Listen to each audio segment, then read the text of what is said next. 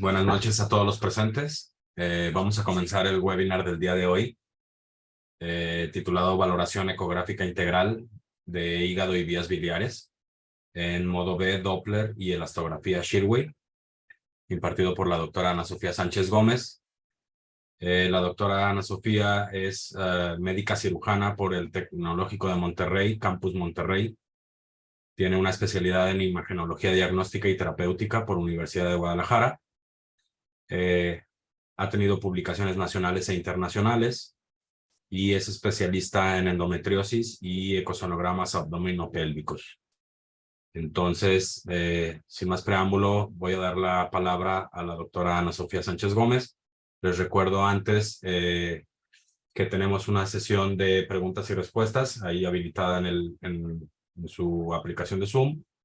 Y pueden usar también el chat del seminario para poder plantear preguntas y respuestas. Habrá un momento para ello hacia el final de la presentación de la doctora. Les recuerdo también que los webinars son grabados y pueden tener acceso a las grabaciones solicitándolo a nuestro equipo de ATM. Bueno, doctora, pues adelante.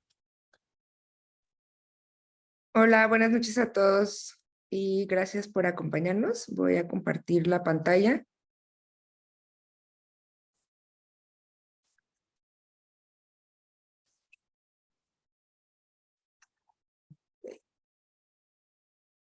¿Ahí está bien, doctor?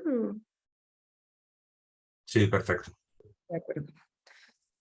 Bueno, pues muchas gracias por la presentación y la introducción. Como dijo el doctor Daniel, pues la plática de hoy se enfoca en la valoración hepática por ultrasonido, pero pues vamos a hablar principalmente de elastografía.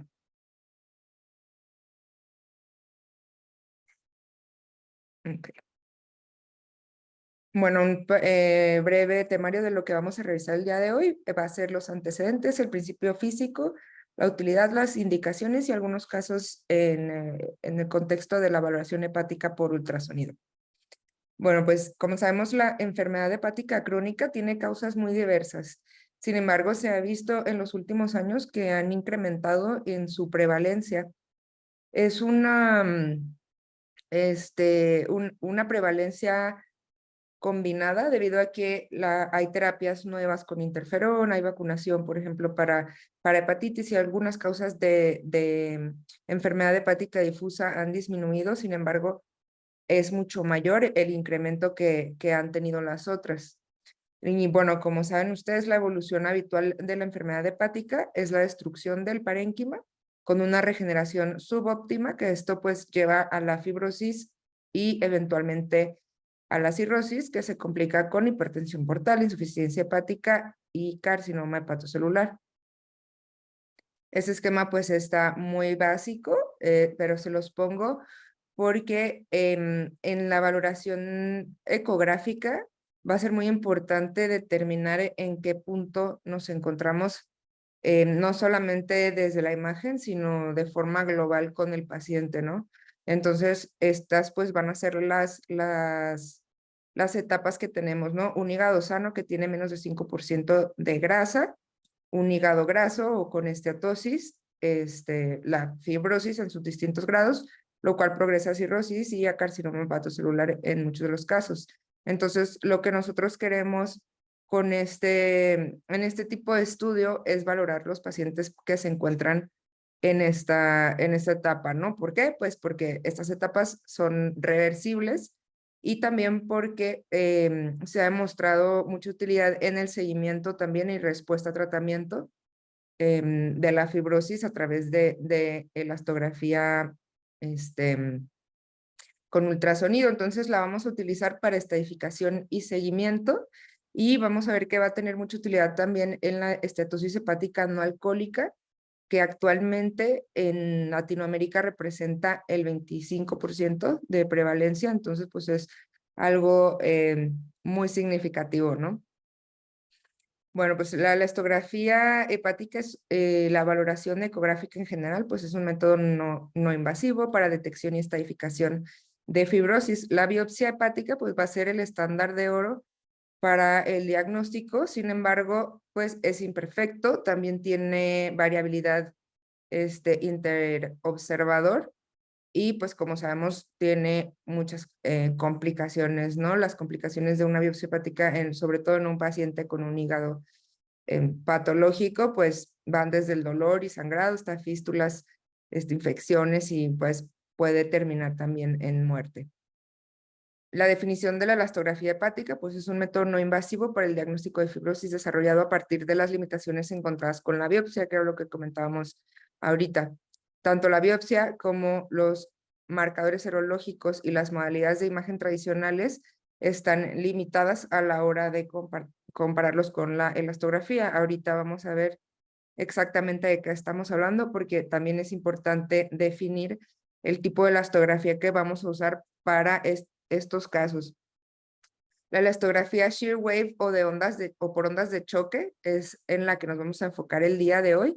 Existen muchos diferentes métodos para realizar elastografía. Pero bueno, esta demuestra una superioridad para el diagnóstico de la fibrosis clínicamente significativa y la detección temprana y el seguimiento para hacer modificaciones en el tratamiento, lo cual está demostrado que va a mejorar, el pronóstico. Este tipo de estudio nos va a servir para cualquier etiología o causa de una enfermedad hepática difusa. En la hepatitis viral se utiliza más como seguimiento y respuesta a tratamiento, debido a que el estado agudo en el hígado puede modificar el resultado de la elastografía. Ahorita vamos a andar un poquito más en eso. Pero de ahí en fuera, pues enfermedad hepática avanzada crónica compensada, que es donde tiene su mayor utilidad en el diagnóstico y seguimiento de tratamiento con interferón, también en carcinoma hepatocelular.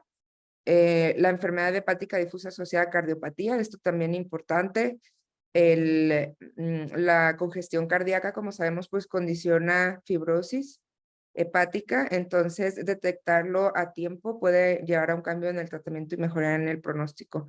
También pacientes con esteatosis por quimioterapia y el hígado graso no alcohólico, que era lo que comentábamos ahorita. La evolución natural del hígado graso no alcohólico, pues es una esteatosis que puede evolucionar a esteatohepatitis y terminar en el mismo caminito, ¿no? Fibrosis y cirrosis. Ok, aquí les quise poner un poco del principio físico de la elastografía. Sé que esta no es una clase de física, pero creo que sí es muy importante que comprendamos lo más básico de cómo funciona este método para poderlo utilizar y poderlo interpretar de la manera que sea más útil para el tratamiento, para el seguimiento o para el diagnóstico de nuestros pacientes, ¿no? Entonces, pues la rigidez hepática se puede medir abordando las propiedades físicas del tejido hepático, que son conocidas, ¿no?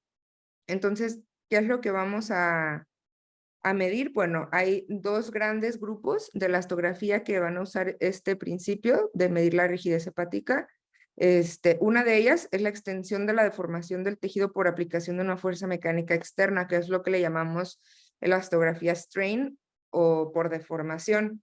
Ese tipo de elastografía es la elastografía cualitativa, que nos arroja un resultado con una escala de color y sobre todo compara la rigidez entre los tejidos que están dentro de la exploración. Sin embargo, la elastografía shear wave o por ondas de choque, lo que hace es medir la velocidad de las ondas mecánicas a través de los tejidos. Entonces vamos a tener una medición cuantitativa y comparable, ¿no? Este es un esquema de los tipos de elastografía que hay. Esta es la primera que les expliqué. Es algo que nos va a dar una imagen en tiempo real. Esto es lo que tiene mucha utilidad, por ejemplo, en tumores de mama, en elastografía tiroidea. Te da una imagen, pues, cualitativa. Y la elastografía por ondas de choque tenemos tres tipos principalmente. La más básica es la elastografía transitoria, que es lo que conocemos comúnmente como el FibroScan. Entonces, bueno, aquí se genera una onda de choque y se mide su velocidad. Entonces, ¿cuál va a ser la diferencia? La elastografía transitoria o el FibroScan lo que hace es emitir una onda. El tejido que sería, esto sería, digamos, en este ejemplo, el tejido hepático, y se mide la velocidad que tardan las ondas en degenerar este tejido. Entonces, ¿cuál es la limitación de esto? Bueno, que lo que tú estás midiendo es en un solo sentido. Es una sola medición, digamos, lineal, y también, pues, este tipo de elastografía no te proporciona una imagen en modo B. ¿Qué quiere decir esto? Pues tú no estás viendo realmente en dónde estás insonando, y esto pues tiene una variabilidad muy, muy grande, ¿no?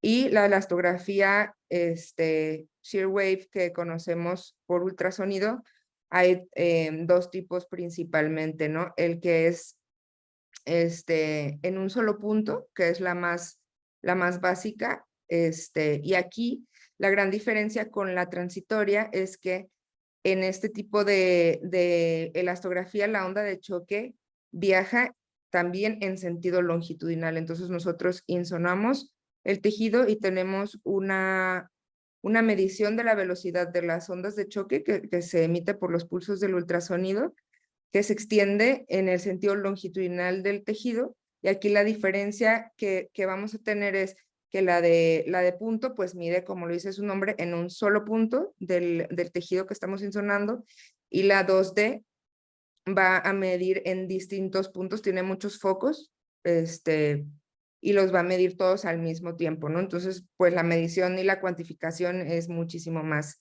específica. La elastografía que nosotros realizamos con nuestros equipos actualmente, pues es este tipo de elastografía 2D, a la cual es a la que nos vamos a referir a partir de este momento. Entonces, bueno, ¿cómo hacemos el estudio? Es primero la valoración en modo B del hígado, las mediciones, todo lo que lleva una valoración hepática, ¿no? Vamos a tomar medidas de el hígado y el vaso, volumen, los calibres del sistema porta, de las venas suprahepáticas, los espectros respectivos, la arteria hepática, en su caso, si es necesario, la arteria esplénica, y bueno, la vesícula, la vía biliar en general, ¿no? Después de esto, hacemos la medición elastográfica. El paciente debe de estar en decúbito supino, con el brazo extendido, esto para exponer bien el hígado, la sombra que da las costillas al hígado durante su exploración es un factor que también determina el resultado de la elastografía. Entonces necesitamos encontrar el espacio más amplio posible, para que no tenga interferencia. También es posible realizar la elastografía del lóbulo izquierdo a nivel epigástrico, sin embargo, no se prefiere debido a que hay pues más interposición de estructuras en ese sitio, ¿no? Aquí lo único que tenemos que atravesar pues es la piel del tejido subcutáneo, y en el caso del epigastrio pues ahí se nos puede interponer aire o líquido del tracto intestinal. Y bueno, esto es lo que les explicaba ahorita, ¿no? El transductor emite la onda choca con el tejido y se dispersa, y la máquina lo que hace es arrojar un mapa de color para control de calidad, que ahorita vamos a ver, y medir la velocidad en kilopascales o en metros sobre segundo de la dispersión de estas ondas de choque. Para nosotros tener una buena medición de elastografía, necesitamos que el elastograma o mapa de color sea lo más homogéneo posible. Tiene que haber un mínimo de 1.5 a 2 centímetros de distancia de la cápsula hepática. No debe haber ningún vaso, ninguna sombra acústica costal, nada en el sitio que vamos a medir, más que parénquima hepático. Y no debe haber más de 6.5 centímetros de profundidad desde la superficie de la piel, ¿no? Que es lo que se representa aquí. Entonces, bueno, el análisis del resultado. Aquí tenemos cómo nosotros lo medimos. La máquina te coloca el ROI solito, pero tú lo puedes modificar, y se hacen varias tomas. Aquí pues hay que explicar la forma de adquisición, porque aquí es donde viene lo que siempre nos dicen, ¿no? El ultrasonido es operador dependiente, así como la mayoría de los estudios de imagen, pero aquí sí te va a depender muchísimo de la técnica de quien esté haciendo las mediciones. Ahorita les voy a explicar un poquito más de esto, pero bueno, si queremos mitigar los efectos de la variabilidad espacial, del operador, de la variabilidad de la máquina, el estándar son 10 tomas que se comparan, o sea, 10 adquisiciones de medición de velocidad, que son las que se representan aquí por número. Esta es la velocidad en metros sobre segundo de cada una de estas tomas en este caso. Te arroja una mediana, que es el valor que vamos a tomar, y el control de calidad. Entonces, ¿qué hacemos nosotros con esta información? Bueno, el Metavir lo utilizamos generalmente en el informe, en la parte de las conclusiones. La escala o la puntuación de Metavir, pues es una escala histopatológica o histológica, que se define pues si la muestra de la biopsia tiene fibrosis o no, y si la fibrosis tiene septos o no tiene septos, y si hay muchos septos con cirrosis o sin cirrosis, ¿no? Entonces, esto pues se ha estudiado y se ha asociado con las velocidades de la rigidez por elastografía, y pues es lo que nos da, ¿no? Más o menos. Aquí es muy importante mencionar que cada casa comercial tiene un umbral distinto para la determinación de hasta dónde, ¿no? O sea, por ejemplo, en este caso, menos de 7 sería lo que corresponde a un Metavir F0 o F1, pero va a depender mucho de la marca del equipo. Nosotros en Grupo Río en Unidad López Mateos utilizamos equipo para elastografía de General Electric, y esta es la medición que nosotros utilizamos. Entonces, si vemos, pues es diferente que la que les mostré ahorita de la bibliografía. Tomamos un punto de corte para decir que no hay fibrosis clínicamente significativa en menos de 6.6 kilopascales o 1.48 metros sobre segundo. Nuestras máquinas arrojan ambas mediciones, entonces, pues, cualquiera de las dos que queramos utilizar funciona, pero bueno, cuando vean esto en el reporte, esto es en lo que nos basamos.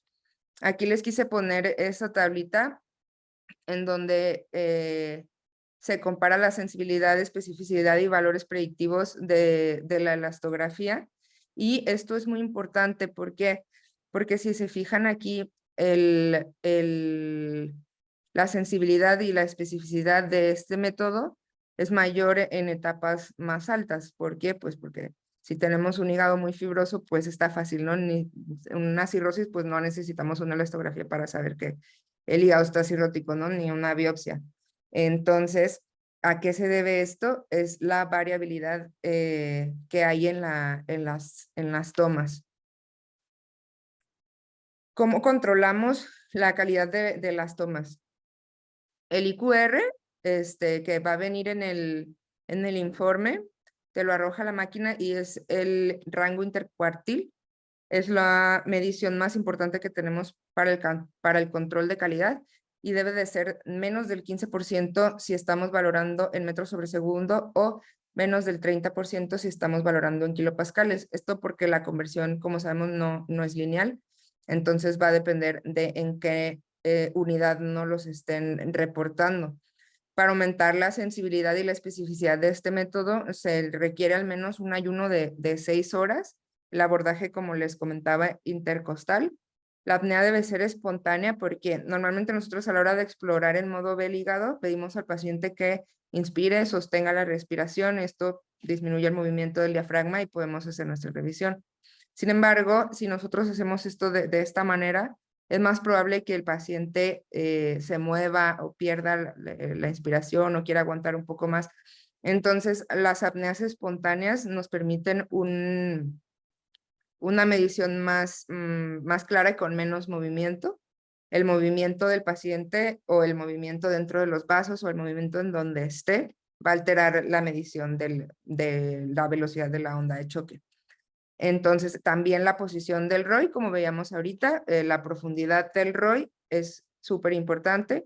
Y hay algunos factores que causan sobreestimación de la elastografía, o sea que nos va a dar valores de rigidez mucho más altos de los que esperamos, tales como la citis, unas enzimas hepáticas más de 5 veces sobre límites normales, una colestasis oclusiva, la hepatitis aguda o enfermedad infiltrativa, por ejemplo, un paciente que tiene un hígado invadido por metástasis, pues como hay mucha actividad tumoral, pues la onda de choque tiene como más estructuras de las habituales con que chocar y pues nos va a dar una estimación más alta.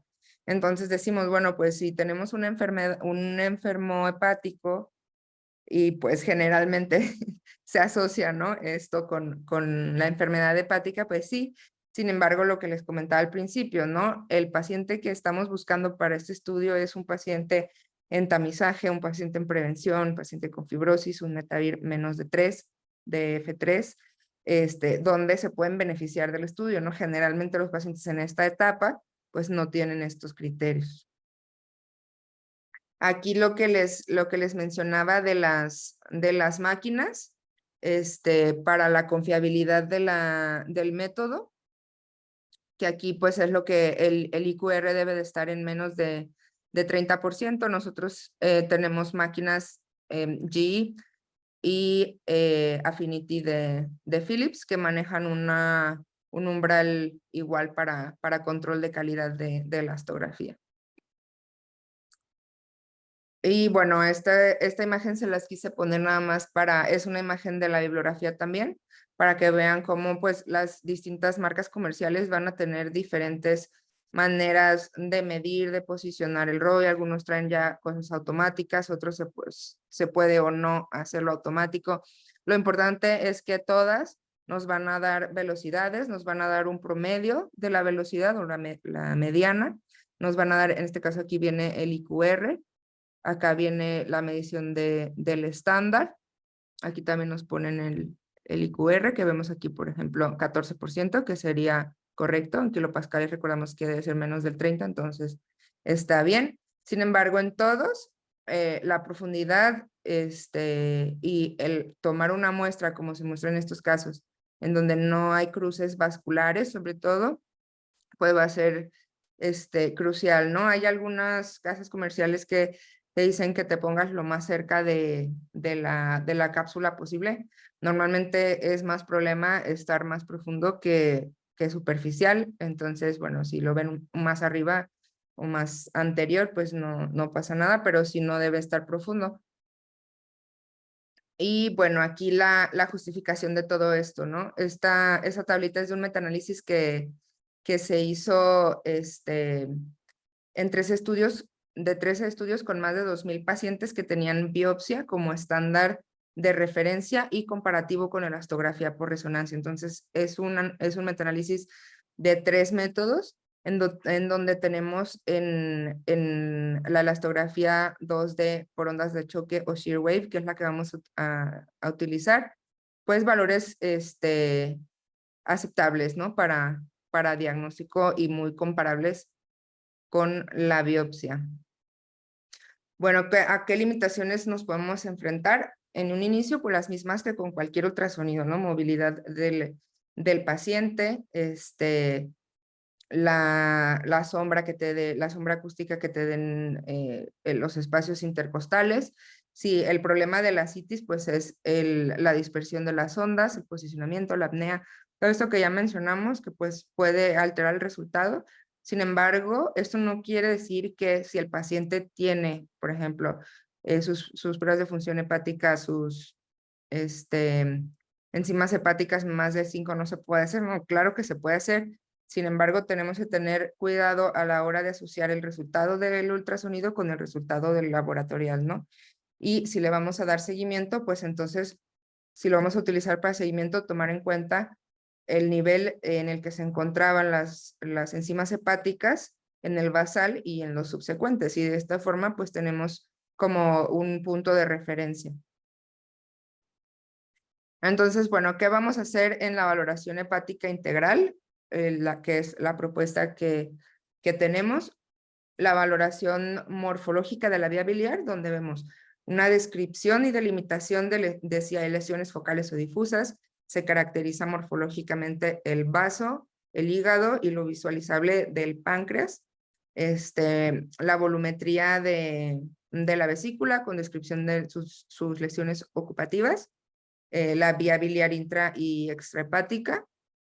Y después de eso nos pasamos a la valoración del Doppler, donde vemos, sobre todo por lo que buscamos aquí son signos de hipertensión portal y hepatopatía congestiva, que para esto pues vamos a utilizar el calibre de los vasos, y la medición del Doppler, la morfología del espectro. Digo, esta no es una clase de Doppler, pero tanto el espectro como las velocidades pues nos van a dar los signos tanto para hepatopatía congestiva como para hipertensión portal, asociado claramente a lo morfológico.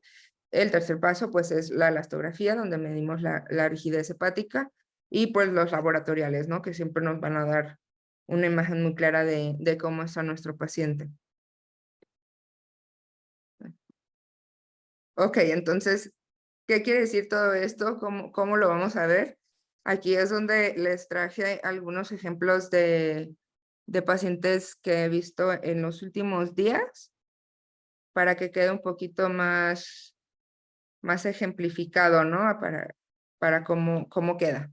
Entonces, esta sería la valoración en modo B, que después la valoración normalita del hígado, las mediciones, la ecogenicidad, la vesícula, la relación que tiene con el riñón derecho, el vaso con su eje longitudinal y su volumen, que es lo más importante del modo B. En el Doppler, pues las velocidades y espectros de la vena porta, la arteria hepática, las suprahepáticas, y en este caso que tomamos también la arteria esplénica. Esta no viene, digamos, de cajón, pero cuando consideramos que hay alguna alteración o signos de hipertensión portal, pues preferimos agregarla en el informe. Y así es como hacemos la valoración elastográfica. El mapa de color con el paciente en apnea cuando está más homogéneo. Ahí se toma la medida. De este lado vemos los resultados, que sería en la primera toma una velocidad de 5.9 kilopascales o 1.4 metros sobre segundo. Y así, ¿no? Nos vamos yendo tomando las diferentes muestras. ¿Cuántas muestras se deben de tomar? Eso, la bibliografía indica que 5 es el mínimo para hacer el comparativo.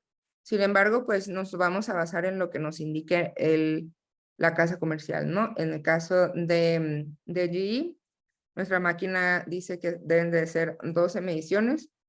Podemos tomar menos, igual nos va a arrojar los promedios, pero bueno, preferimos darnos el tiempo de tomarlas todas. Y también valoramos la superficie hepática con un transductor lineal. Los transductores lineales tienen una frecuencia y una amplitud muchísimo más grande que los transductores convexos. ¿Y esto a qué nos va a ayudar? Pues a pesar de que un transductor lineal, por sus propias características, tiene menos profundidad, tiene mucha mayor resolución. Entonces, bueno, en este caso es un hígado sano, y vemos perfectamente bien la cápsula.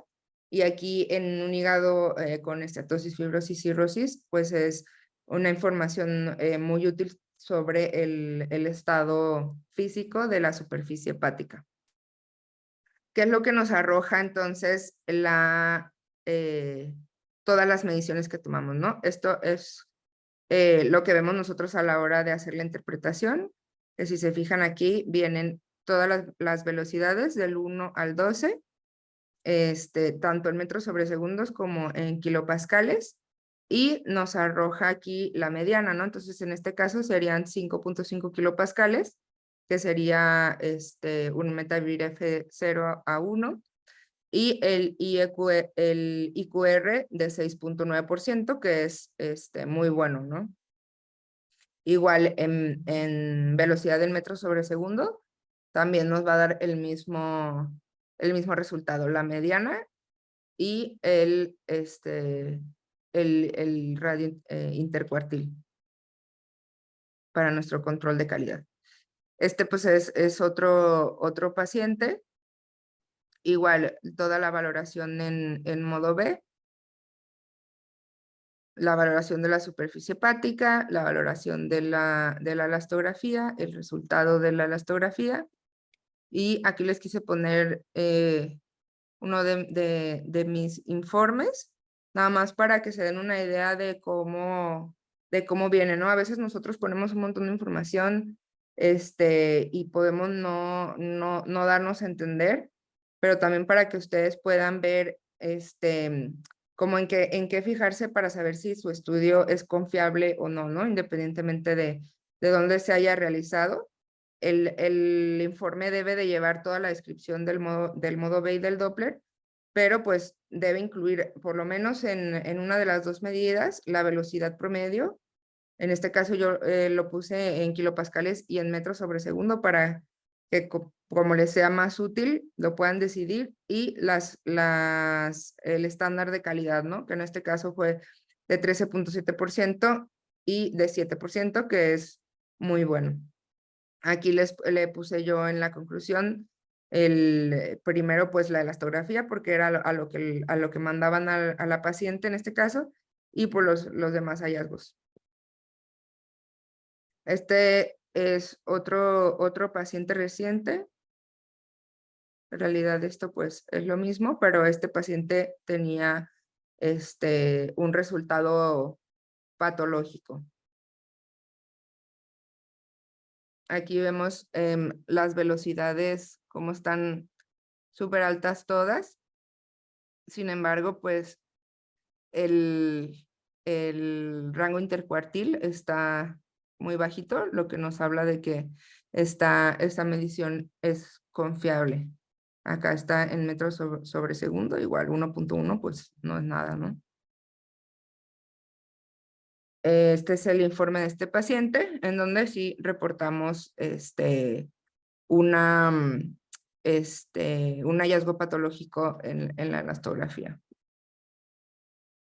que son las velocidades máximas y el rango intercuartil de cada una. Aquí les puse este ejemplo. Estas son imágenes que fabriqué para la clase, pero lo que les quería enseñar, bueno, igual ahorita si quieren hacer el ejercicio, de que hay mal en esta imagen, ¿no? Tómense un segundo para ver cuál es el problema con la imagen.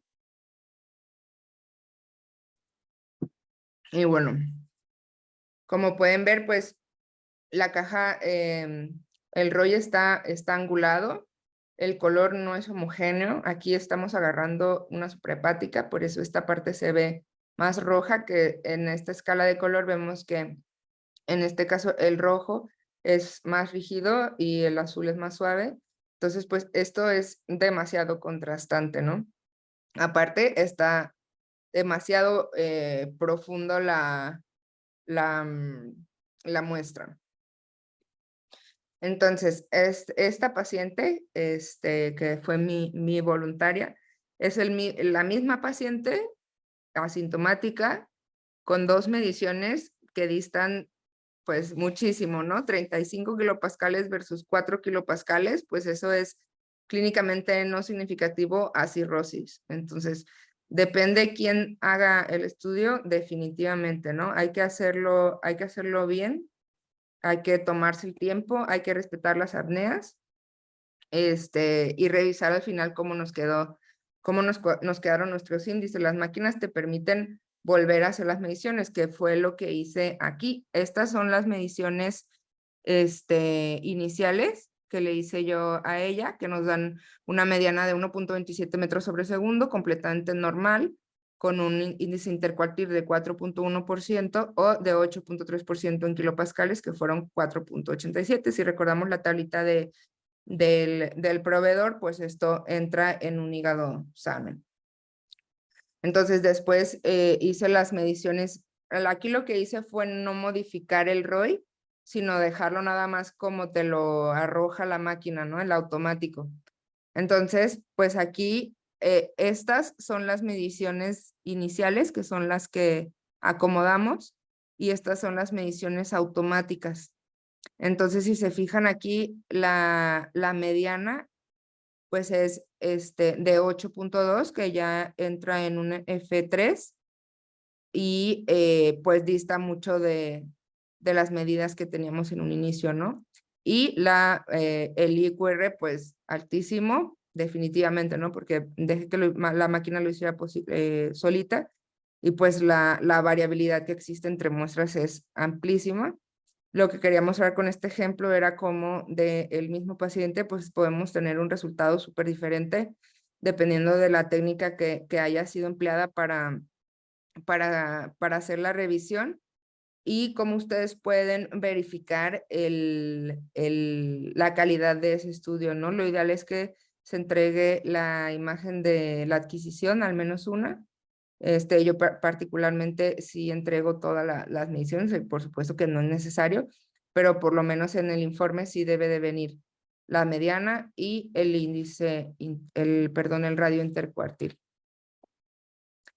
Ok, entonces pues el abordaje de la fibrosis hepática va a ser crucial, no solo para el diagnóstico, sino para el tratamiento, la evaluación pronóstica y seguimiento de los pacientes con enfermedad hepática crónica.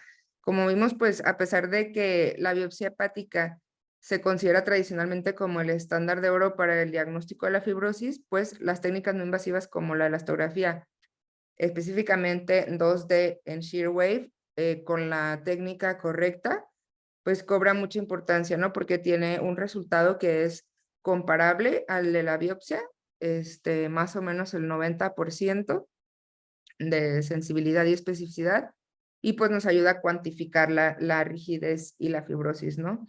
Estas técnicas han demostrado ser superiores a otros métodos de imagen seccional que hay para evaluar la fibrosis. Aquí no se trata, porque muchas veces en imagen pensamos que es una competencia, ¿no? Es mejor la resonancia, o, la elastografía por resonancia o por ultrasonido, o la medición en unidades Hounsfield de la densidad por tomografía. Aquí lo más importante es ver a cada paciente como uno, ¿no? Lo que funciona para un paciente puede no funcionar para el otro. A lo mejor tu paciente no coopera, a lo mejor tu paciente tiene mucha ascitis, a lo mejor lo diagnosticaste por tomografía, pero quieres dar un seguimiento, no lo quieres, el costo, la radiación, etcétera, ¿no? Hay muchísimos factores que pueden influir. Sin embargo, pues aquí lo que queremos mostrarles es cómo la herramienta es útil y tiene un resultado en el factor pronóstico del paciente, pues muy favorable, ¿no? Y también tenemos una medida numérica y cuantitativa para decir, por ejemplo, valorar respuesta a tratamiento o progresión de la enfermedad. Claro, sin las complicaciones o los riesgos que conlleva una biopsia, la cual también va a tener sus propias indicaciones, ¿no? Esto no sustituye, sino complementa, y pues debe ser asociado siempre, de preferencia, pues un resultado patológico con las pruebas de función hepática en sangre. Y bueno, pues sería todo de parte mía. Si alguien tiene alguna pregunta, igual les dejo aquí mis datos de contacto por si después tienen alguna duda. Y pues muchas gracias por su atención.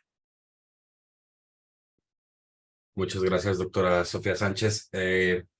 Pues como lo mencionó la doctora, abrimos el espacio para preguntas y respuestas.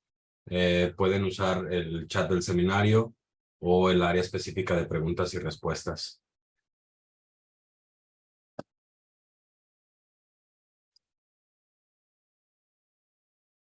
Adelante, doctor Cobian. No sé si quiere abrir su micrófono y hacer directamente su pregunta.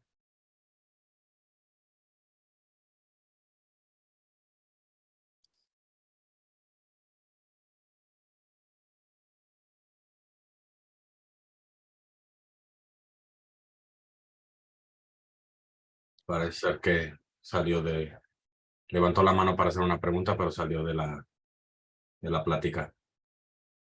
Bueno, mientras van generando sus preguntas y respuestas a través de los medios avisados. Doctora, una pregunta. ¿Cuál sería la diferencia o las diferencias fundamentales entre un ecosonograma de abdomen habitual o convencional versus un ecosonograma enfocado a hígado con la elastografía? Pues la diferencia es las estructuras que se valoran, ¿no? El eco abdominal, habitualmente un abdomen completo que incluye el abdomen y la pelvis, va a llevar una valoración en modo B, en escala de grises, morfológica de hígado y vías biliares, vaso, páncreas, riñones, y la pelvis, ¿no? Dependiendo si es masculino o femenino, los órganos de la pelvis. La diferencia con un estudio enfocado, ya sea hígado y vías biliares o un Doppler hepático o elastografía, o en este caso la valoración integral, pues es lo que vimos en las distintas partes, ¿no? Creo que todavía pueden ver mi pantalla, ¿sí, verdad? Sí, doctor. Aquí. Un ultrasonido abdominal, en el caso del hígado, llevaría nada más la valoración morfológica. Entonces, pues bueno, en esta sí, por ejemplo, el diámetro de la vena porta sí te puede dar algún indicio de hipertensión portal, pero pues se diagnostica mediante Doppler, y la ecogenicidad del hígado te puede dar una idea de si está esteatóxico, cirrótico o no, pero pues la elastografía te lo va a cuantificar. Pues esa es la gran diferencia, ¿no? Esto es muchísimo más específico que una valoración en modo B. De acuerdo, doctora. Hay algunos participantes que ya están preguntando. Karina Rangel pregunta, ¿cuál es la utilidad que presenta la elastografía en el seguimiento del paciente con hígado graso ya diagnosticado? Perdón, me parece que es el doctor Isauro Ramos. Mira, esta tablita,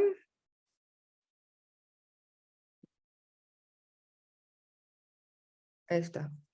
Este estudio que fue sacado de un metaanálisis con biopsias, incluía sobre todo pacientes en etapas Metavir F0, 1 o 2. Entonces, esto es muy importante porque los pacientes con esteatosis hepática o hígado graso entran en esa categoría, ¿no? Si no tienen todavía, pues, esteatopatitis o fibrosis o cirrosis por hígado graso, que son precisamente los pacientes que queremos captar. Los pacientes que comentan su pregunta, que se encuentran generalmente en esta etapa, pues todavía tienen una oportunidad de revertir, y la elastografía hepática es mucho más útil en pacientes que se encuentran aquí que en pacientes que se encuentran acá. La sensibilidad y la especificidad en un hígado, digamos, menos fibroso, tanto para diagnóstico como para seguimiento y valoración de tratamiento, es mucho más específica en un hígado graso que en una cirrosis, por ejemplo. De acuerdo, muchas gracias. Me parece que el doctor Isauro Ramos también comenta esta utilidad en pacientes con bypass gástrico o cirugía bariátrica. Fíjese que no tengo conocimiento de algún estudio específico que valore la elastografía asociada con esta causa de esteatosis o de hígado graso. Sin embargo, lo que sí se comenta en todos los análisis es que es independiente de la causa, ¿no? Que en este caso sería pues una causa común, no tanto por el bypass, sino por la pérdida acelerada de peso y las modificaciones que hay en la absorción sobre todo de las grasas, pues por el bypass de saltarse el duodeno. Claro que modifica la elasticidad y la rigidez hepática, y la valoración va a ser exactamente igual. O sea, se trata como un hígado graso independientemente de la causa que tenga, y la especificidad del método se mantiene. Algo importante a mencionar aquí también es que la elastografía no se debe utilizar como un método de descarte, ¿no? Si nosotros tenemos un paciente que su hígado en la imagen es claramente anormal, con pruebas de función hepática anormales y una elastografía dentro de límites, pues ahí hay que irnos a cuestionar la técnica con la que se hizo y tener mucho cuidado para dar el seguimiento, ¿no? De preferencia que sea pues siempre con una máquina, por lo menos la misma máquina, para poder tener un buen punto de comparación y de seguimiento. De acuerdo, muchas gracias. Bueno, en lo que más participantes hacen sus preguntas, le pregunto, doctora, ¿qué puede buscarse o diagnosticarse con este protocolo específico de adquisición de imagen? Pues la idea es encontrar pacientes en etapas iniciales o en etapas reversibles de fibrosis. Aquí algo también importante que no recuerdo si mencioné o no, es que es un método que por su especificidad y por su sensibilidad y por la prevalencia que hay de esteatosis hepática no alcohólica, se considera viable como un método de tamizaje. Entonces aquí también pues ese tipo de paciente se puede beneficiar mucho. Un paciente que es generalmente asintomático pero tiene factores de riesgo para hígado graso, se hace como método de tamizaje, se valora la fibrosis y de existir pues se hace un tratamiento, ¿no? Actualmente los tratamientos médicos y biológicos que existen para la fibrosis son limitados. Sin embargo, en la mayoría de las causas benignas de fibrosis, los cambios al estilo de vida pueden revertir el estado fibrótico y prevenir que pase a estos niveles, ¿no? Que es principalmente lo que buscamos al hacer una valoración como esta. Ok, muchas gracias. El doctor Diego de la Fuente pregunta qué se debería reportar si existe alguna diferencia relevante en el mismo paciente entre los dos valores de rigidez hepática, entre metros sobre segundos y kilopascales. Bueno, si tú haces en la misma máquina y al mismo tiempo la medición, la velocidad en metros sobre segundo y la rigidez en kilopascales es una conversión automática. Entonces no puede haber una diferencia entre uno y otro, o sea, es una equivalencia y te lo arroja de dos maneras. Entonces, si tienes una máquina que solo te va a dar un rango, pues apegarte a ese rango y hacer en el seguimiento el mismo rango, ¿no? Las fórmulas que hay para calcular las velocidades y la rigidez, pues son algoritmos extensos, pero la máquina lo va a hacer solo. Lo que sí puede ser variable, pues es el rango intercuartil, que ahí sí, si te sale, mira, por ejemplo aquí,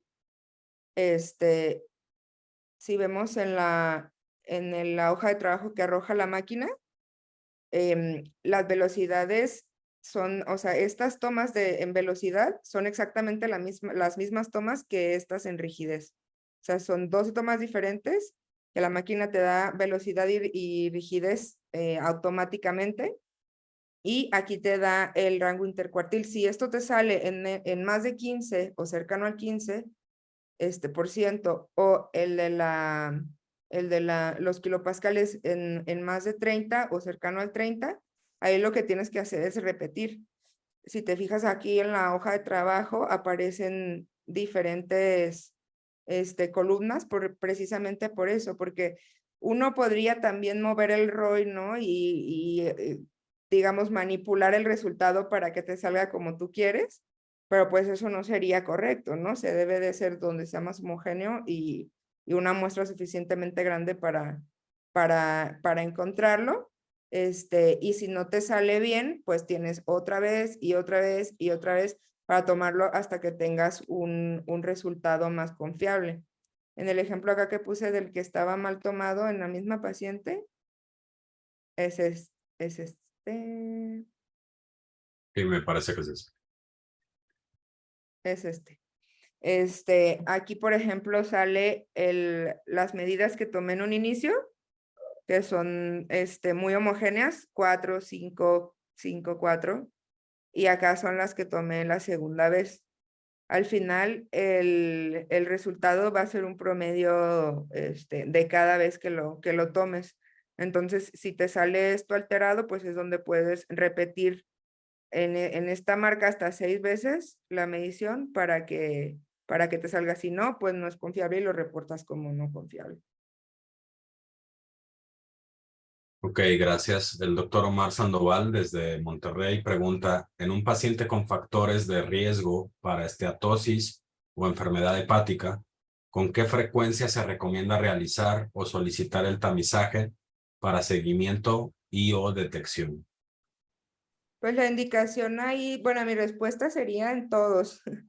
Yo creo que si tenemos la herramienta de tamizaje y tenemos el paciente en chequeo con el factor de riesgo, pues hay que hacérselo, ¿no? Esto toma más o menos 15 minutos más de exploración y reporte, es un método no invasivo y la información que te puede dar también, aparte de que te ayuda a tener un basal para medir la respuesta al paciente, también le da al paciente como un resultado cuantificable en el que tú le puedes decir, como si fuera un laboratorial, ¿no? Este es tu resultado de la rigidez de tu hígado, si tú haces esto, se puede revertir y si no, puede evolucionar a tal, ¿no? Entonces, pues no hay ahorita un programa de tamizaje de esteatosis hepática, sin embargo, pues las cifras de tanto de obesidad como de cardiopatía congestiva, todas las dietas en cuanto a lo nutricional, que hay tantos cambios por cuestiones de modas, estilos de vida que también ocasionan este tipo de esteatosis, el ayuno prolongado.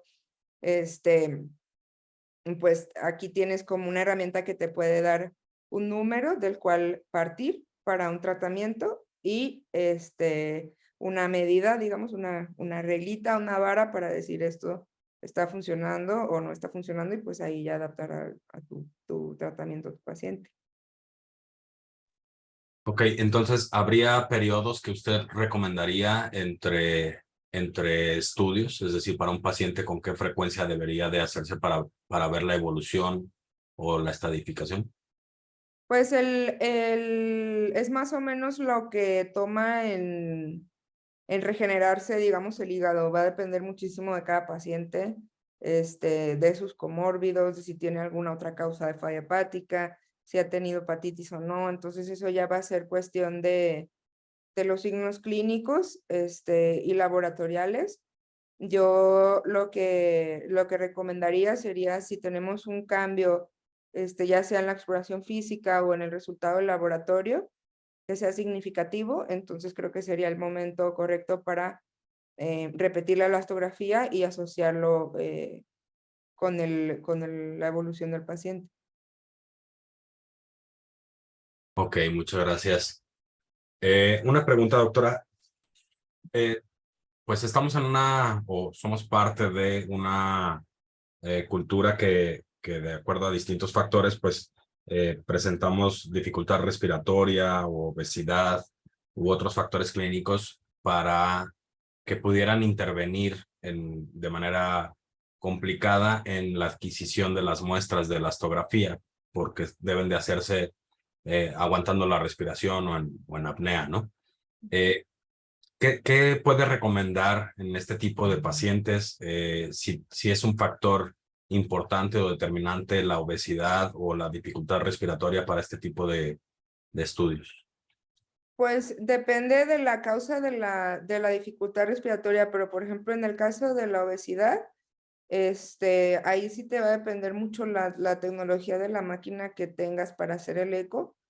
Los equipos más avanzados pues tienen un transductor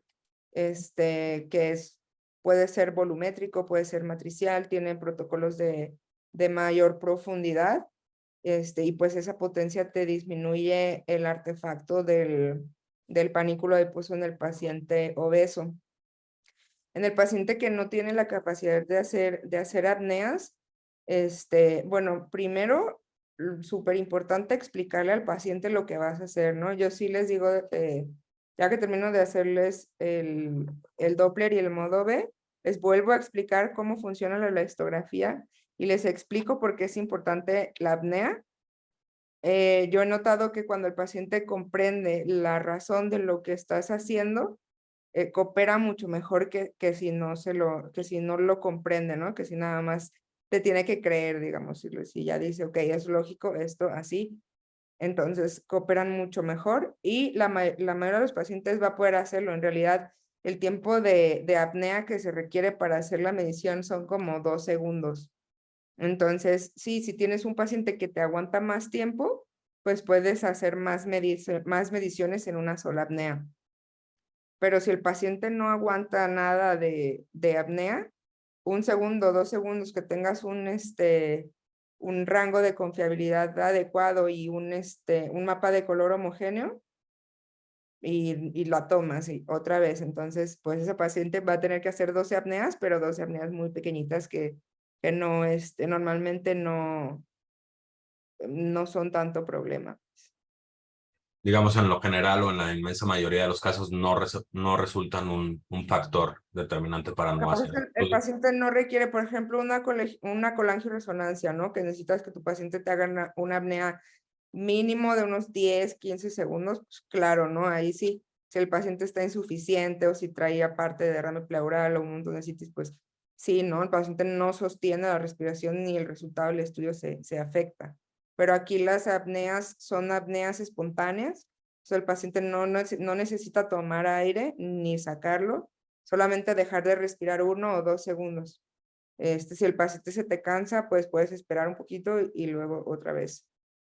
Pero no representa, bueno, en mi experiencia no representó una limitación. De acuerdo, gracias. Preguntan también, ¿cuál sería en su experiencia la diferencia entre este protocolo que está presentando y otras técnicas vinculadas con hígado, como el Fibromax, que suele ser algo, pues una técnica mucho más cara? Pues es que aquí depende mucho de la indicación, ¿no? O sea, ¿para qué quieres este resultado? ¿Cuál es la idea de que tú conozcas la rigidez hepática de tu paciente, ¿no? Hay pacientes en los que va a ser mucho más importante, ¿no? Una variación pequeñita en velocidad o en rigidez, y un paciente, por ejemplo, en un tamizaje, un paciente con un hígado graso donde el rango pues sigue siendo confiable y sigue siendo útil. Entonces pues depende muchísimo de para qué lo quieras. Igual hacia el otro lado, ¿no? Si te vas hasta a un FibroScan que es, pues no ves ni siquiera una imagen, no tienes con qué comparar si lo estás tomando bien o no, más que una anatomía generalizada. Esto no quiere decir que un FibroScan no tenga ninguna utilidad, ¿no? Es que tiene una utilidad para algo muy específico.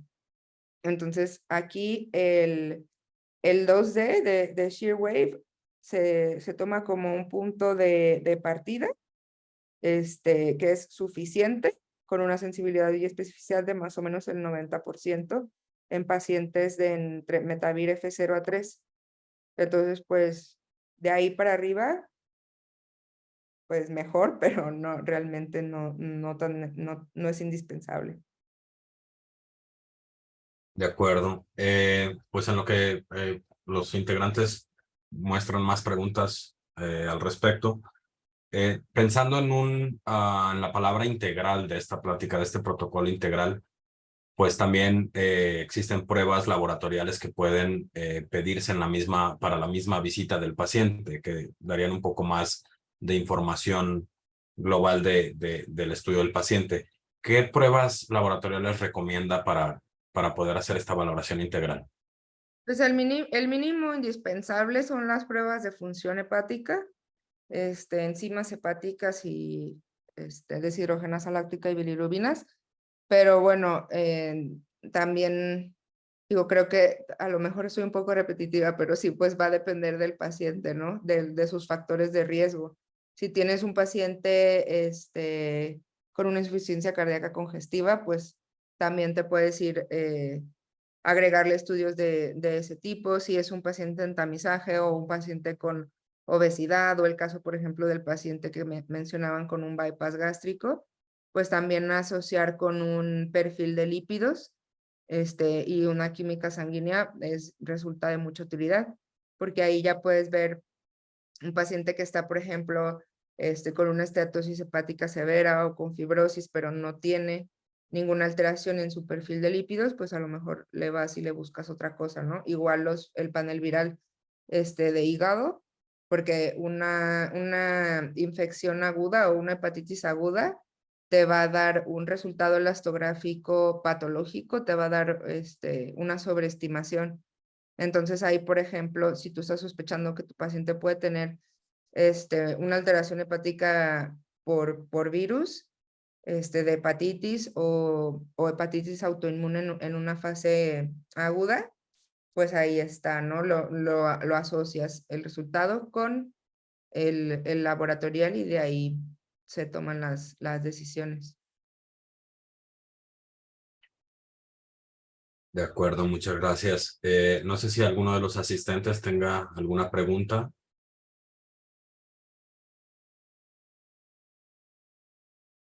Mientras les hago el recordatorio de que pueden tener acceso a esta plática de forma completa a través del contacto con nuestros representantes médicos y pues de manera directa como pone la doctora en sus contactos.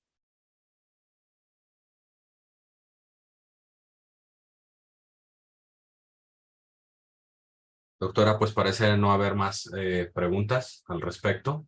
Le agradezco personalmente su tiempo y pues excelente plática y muy informativa. Muchas gracias, con mucho gusto. Bueno, pues despedimos de este webinar. Les recuerdo que estos webinars se estarán haciendo mensualmente con distintos temas y distintas técnicas de apoyo diagnóstico o diagnósticas para la valoración de los pacientes y pues el contacto con nuestros representantes para tener acceso a ellas. Muchas gracias y buenas noches. Buenas noches, gracias.